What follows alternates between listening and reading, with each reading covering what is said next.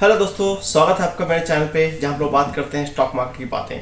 और जैसा कि आप जानते हैं कि मैं 60 लेक्चर का सीरीज लेके चल रहा हूं, जिसमें से आज एक 9 टॉपिक लेके आ गया हूं। लेकिन इस 9 टॉपिक में मैं किसी टेक्निकल इंडिकेटर की बात नहीं करने वाला हूं। पहले मैंने डिसाइड किया था कि मैं एमएससीडी का वीडियो बनाऊंगा, लेकिन आप में से बहुत सारे यूजर ने कुछ सवाल पूछे और उस सवाल ने मुझे ये सोचने पे मजबूर कर दिया कि मैं आपके माइंडसेट, एक न्यू ट्रेडर की माइंडसेट, उसकी साइकोलॉजी क्या होती है, एक न्यू ट्रेडर किस तरह से सोचता है, इसके ऊपर मैं वीडियो बनाऊं। आप में से एक यूजर ने पूछा है, मैं नाम नहीं लेना चाहूँगा, कि सर मुझे 10 लाख रुपीज़ इन्वेस्ट करने हैं, आप बताइए। मेरा पहला क्वेश्चन यही है, क्या आप सिर्फ मेरी बातों पर ट्रस्ट करके 10 लाख इन्वेस्ट कर देंगे या किसी और की बातों को? बिल्कुल नहीं। मैंने आपको याद है स्टार्टिंग से कहा था थोड़ा सा पेशेंस रखिए। देखिए, आपको ना पेशेंस लेस नहीं होना है, आपको धैर्य नहीं खोना है। अभी सिर्फ 8 लेक्चर हुए हैं, अभी जो है 52 और लेक्चर आने बाकी है। लेकिन अगले 3, 4, 5 लेक्चर के बाद में ही आप इतने कैपेबल हो जाएंगे कि आप शेयर मार्केट में 1-2 शेयर को बाई करना चालू कर सकते हैं। देखिए, मैंने आपसे पहले ही कहा था कि पेपर ट्रेडिंग चालू कर दीजिए, या 500 और 1000 रुपीज़ को लेके आप 1 या 2 शेयर को बाई कीजिए, या फिर उसके प्राइस को पेपर पे एंटर कीजिए और देखिए वो टारगेट तक अचीव हो रहा है कि नहीं। मैंने आपको 5 स्टॉक भी दिए थे। आप में से किन किन यूजर ने 5 स्टॉक को देखा, मुझे बताइए। मुझे एक यूजर ने कमेंट पूछा कि सर आरएसआई समझ में नहीं आया, आप वीडियो को ध्यान से देखिए कि आरएसआई कैसे अप्लाई करना है। आप में से कई लोग पूछ रहे हैं सर आरएसआई अप्लाई कैसे करना है। सिंपल सा जो है, ट्रेडिंग प्लेटफॉर्म पर लॉगिन कीजिए, फॉर्मूला या स्टडी में जाइए, वहां पे आरएसआई टाइप कीजिए, आरएसआई अप्लाई हो जाएगा। एक यूजर का बहुत अच्छा लगा जिसने मुझे बताया है कि सर टाटा स्टील का आरएसआई जो है 87 है। जी 87 है तो क्लियर होगा, ये ओवरबॉट जोन में है। क्या ऊपर जाएगा? जा सकता है, लेकिन अलर्ट रहना है आपको। मैंने कहा जब तक आपको रिवर्स का इंडिकेटर ना मिल जाए, कैंडल पैटर्न देखिए, वहां पे आरएसआई ने आपको हिंट दे दिया कि ये जो है वो ओवरबॉट जोन में है। अब देखिए कैंडल क्या बोल रहा है, कैंडल क्या बोल रहा है कि यहाँ से भाई ऊपर जाने वाला है या नीचे जा रहा है, किस तरह का पैटर्न बन रहा है। आरएसआई प्लस कैंडल को मिलाइए, आपको समझ में आ जाएगा कि अभी ऊपर जाएगा कि नीचे जाएगा। लेकिन आपको अलर्ट रहना है। तो आज बात कर रहे हैं न्यू ट्रेडर की साइकोलॉजी की, न्यू ट्रेडर की माइंडसेट की। देखिए, न्यू ट्रेडर जो होता है वो कैसे ट्रेडर से इन्वेस्टर बन जाता है, आप समझ रहे हैं ना। ये एक ट्रेडर है और ये ट्रेडर धीरे धीरे एक इन्वेस्टर बन जाता है। और ट्रेडर इन्वेस्टर जब एक बन जाते हैं ना, तो पता है क्या होता है, वो सर पकड़ के बैठ जाते हैं। जी हाँ, आप ऐसे अपना सर पकड़ेंगे और बैठ जाएंगे। अब बोलेंगे सर ऐसा क्या। मैं आपको एग्जाम्पल दे रहा हूँ। आपने किसी कंपनी के 100 स्टॉक को बाई कर लिया, ठीक है, विदाउट एनालिसिस किए हुए। बात को समझिएगा, विदाउट एनालिसिस किए हुए किसी स्टॉक को आपने बाई कर लिया। अब क्या हुआ, या तो वो ऊपर जाएगा या नीचे जाएगा। लेकिन जब आप ब्लाइंड गेम खेलते हैं तो उसमें कुछ भी हो सकता है।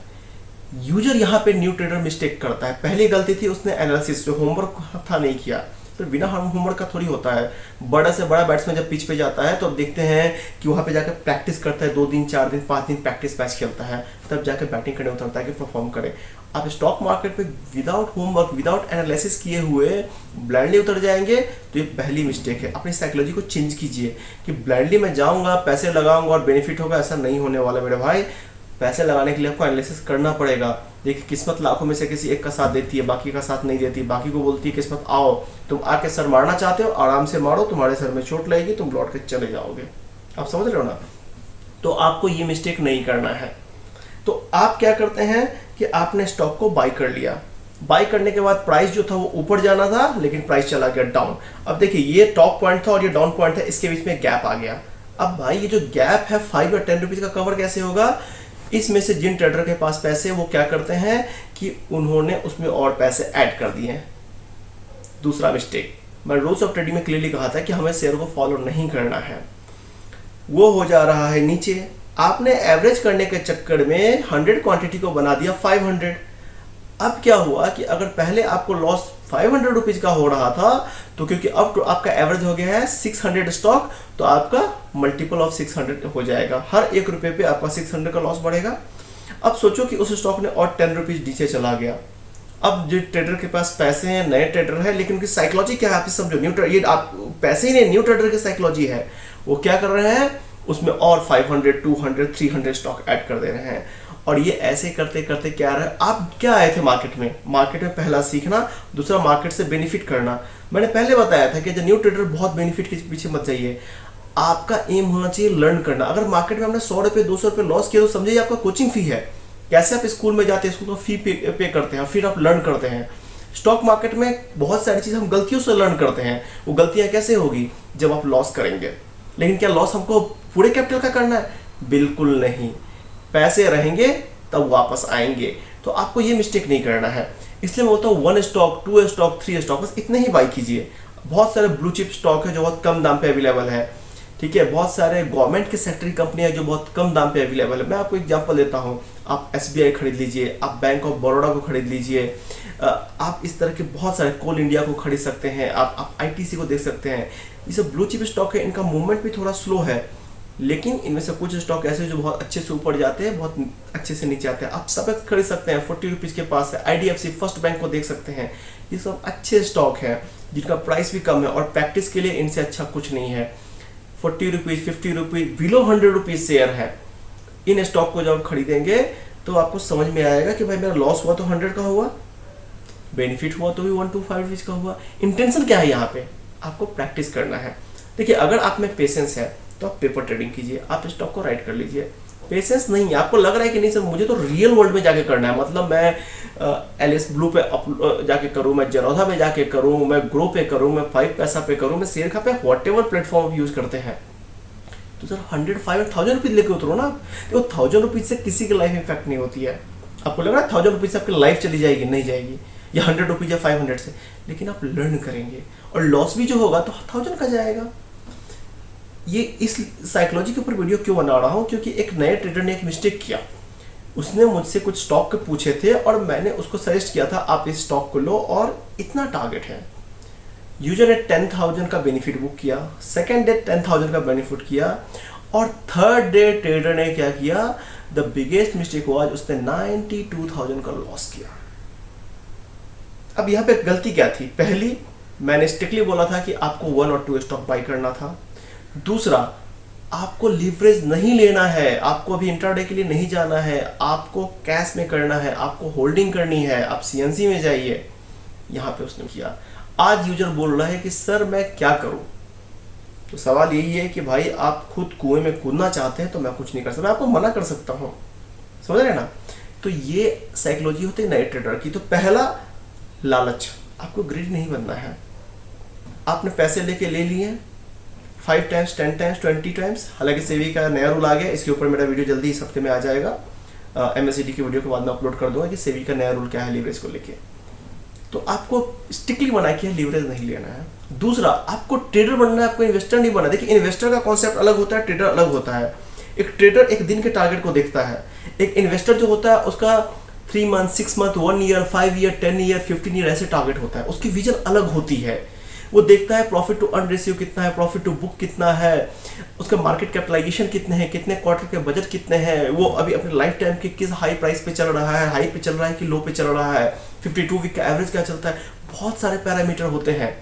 लेकिन एक ट्रेडर जो होता है वो ट्रेड के सिर्फ मूवमेंट को पकड़ता है। वो मूवमेंट वो कैंडल के बेस पर डिसाइड कर सकता है, वो वॉल्यूम के बेस पर डिसाइड करता है, RSI के बेस पर डिसाइड कर सकता है, वो जो है VWAP के बेस पर डिसाइड कर सकता है, वो पाइवट पॉइंट के बेस पर डिसाइड कर सकता है, वो जो है बॉलिंजर बैंड पर डिसाइड कर सकता है। बहुत सारे तरीके हैं, समझ रहे हैं ना? तो वो एक इंट्राडे ट्रेडर, एक डे ट्रेडर का माइंडसेट अलग होता है, एक इन्वेस्टर का माइंडसेट अलग होता है। आप इन्वेस्टर नॉलेज से नहीं बन रहे हैं, आप अपनी गलतियों से बन रहे हैं। आपने स्टॉक ले लिया है और उसको फिर प्राइस को एवरेज कर रहे हैं।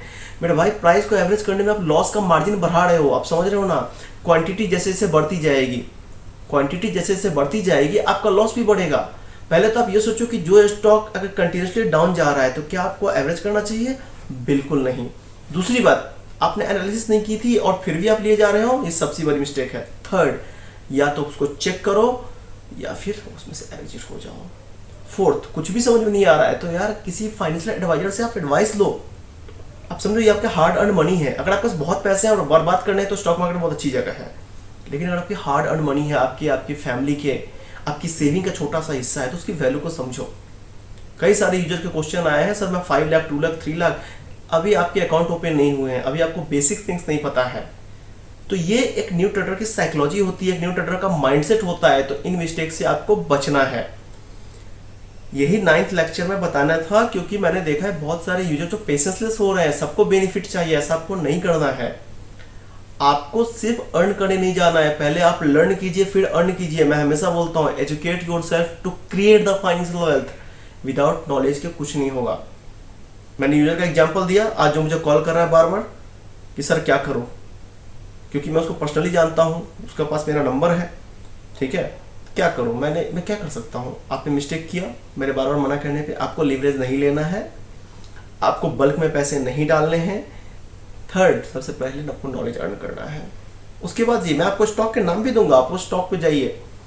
कल मैं अपलोड करने वाला हूँ video stock of the month का, उस स्टॉक को जाइए। नए ट्रेडर उसका पेपर पे प्राइस रखिए या सिर्फ एक स्टॉक लीजिए। जिनको पहले से नॉलेज है वो स्टॉक को ले सकते हैं, वो आपको लॉन्ग टर्म में बहुत अच्छा रिटर्न देगा। कौन है स्टॉक, उसको जानने के लिए आपको कल का वीडियो का वेट करना पड़ेगा। मोस्ट प्रोबेबली कल इवनिंग तक मैं अपलोड कर दूंगा, तो फिर MACD एक्सटेंड हो जाएगा। और अगर MACD कल आता है तो स्टॉक ऑफ द मंथ का वीडियो आपको परसों मिल जाएगा, ठीक है। साथ ही अगर आपने अभी तक ट्रेडिंग अकाउंट नहीं खोला है तो मैं नीचे LS Blue का लिंक दे रहा हूँ, LS Blue का लिंक मैं नीचे दे रहा हूँ। अगर आप उस पर जाके अकाउंट खोलेंगे 0% चार्ज आपको पे करना पड़ेगा, आपका अकाउंट खुल जाएगा। प्लस मैं बहुत सारे आपको ट्रेनिंग मटेरियल वगैरह का लिंक भी शेयर कर दूंगा उसमें, जिससे आपको बेनिफिट होगा, ठीक है। तो आप मेरे दिए हुए लिंक के थ्रू ज्वाइन कर सकते हैं, और साथ में मेरे टेलीग्राम को भी ज्वाइन कर लीजिए, ताकि सारे अपडेट जो मार्केट के देते रहता हूँ वो आपको मिल जाए। क्योंकि कुछ अगर आप स्किप भी करेंगे आपको मिलेगा। साथ ही अभी तक चैनल को सब्सक्राइब नहीं किया तो सब्सक्राइब कर लीजिए, बेल आइकन को दबाइए ताकि इमीडिएटली नोटिफिकेशन आपको मिलते रहे। तो आज का यही था वीडियो बनाने का, कि मैं आपको एक नए ट्रेडर की साइकोलॉजी समझना चाहता था कि नया ट्रेडर हमेशा ट्रेडर से इन्वेस्टर बन जाता है, और एक बार इन्वेस्टर बन गया आपके पैसे अटके रहेंगे, या तो आप पैसे लॉस करके निकलेंगे या फिर आप परेशान हो जाएंगे। तो आपको फाइनेंशियल प्लस मेंटल दोनों तरह का हरासमेंट होगा। रूल्स ऑफ ट्रेडिंग की वीडियो को नहीं देखा तो जाके देखिए, समझिए रूल्स ऑफ ट्रेडिंग क्या है। मैंने अभी बता दिया आपको कि ट्रेडर का माइंडसेट क्या होता है, नए ट्रेडर का साइकोलॉजी क्या होती है, इसको समझिए। फिर जो इंडिकेटर बताया आप इंडिकेटर यूज कीजिए, आप कैंडल को पढ़िए, आप RSI को समझिए, आप प्राइवेट फंड को देखिए, आपको रेंज पता चलेगा कि आज कितने रेंज में जाने वाले हैं। आप में से कई सारे यूजर ने पूछा है कि सर लॉन्ग टर्म में उसका टारगेट क्या होगा, तो उसके लिए सपोर्ट रेजिस्टेंस का एक और वीडियो बनाऊंगा, जहां पे मैं चार्ट पे आपको लाइन ड्रॉ करके समझाऊंगा कि उसका कौन कौन सा सपोर्ट पॉइंट है, कौन कौन सा रेजिस्टेंस पॉइंट है। तो बस आपको इनको फॉलो करना है, फिर अप्लाई कीजिए और फिर एनालाइज कीजिए। रोज आप एक स्टॉक को ढूंढिए जो मैं इंडिकेटर बता रहा हूँ उस इंडिकेटर के बेस्ट पे, और बताइए आपको कैसा लग रहा है कि वो अप जाने वाला है, डाउन जाने वाला है। फिर मैं आंसर करके बताऊंगा कि आप सही है कि नहीं। बस आज के लिए इतना ही, फिर अगले सीजन में बात होगी। तब तक के लिए फिर educate yourself to create the financial wealth.